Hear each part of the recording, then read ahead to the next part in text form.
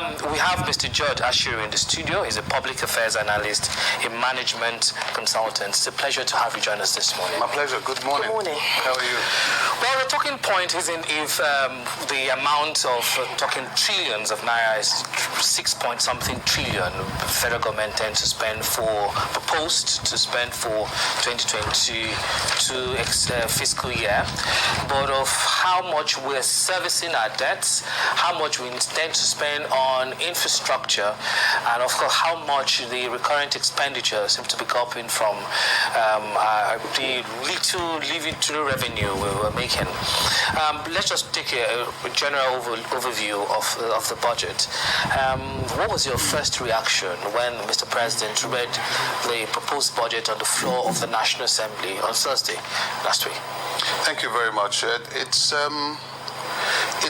follows a pattern that every year the proposed budget tries to reconsolidate by borrowing. It tries to attack the problems of the economy that was inherited from a very terrible state it was from the old administration to the new one, and had to be rescued by borrowing. But it hasn't changed.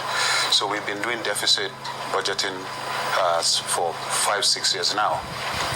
And what is happening with this budget is it's a $40 billion budget. It's 16 trillion naira. Government can account for 10 trillion that they can actually generate in terms of revenue. The remaining 6 trillion will be borrowed. And that's been the pattern, you know. And the reason government can do that is that government is still leveraging on the fact that we're the largest economy in Africa. And so when you borrow $2 billion and your GDP is $450 billion, it's still a very tiny portion of your GDP. But the problem is that when you borrow a lot of money, and the conditions are not favorable, you are going to have to pay back a lot of the money from the revenues you're actually generating. So if you want to generate, if you're generating 16 trillion and you are paying back 4 trillion, it's not a problem. But if you're only making 10 trillion and you are paying back 4 trillion, then you only have 6 trillion in terms of actual cash to play with.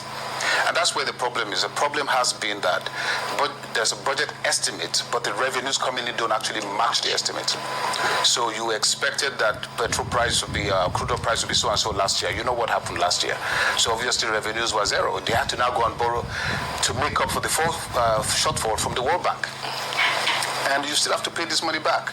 So it's a round-robin system. We're just basically going around the same thing and increasing values of everything. So inflation will continue to go up.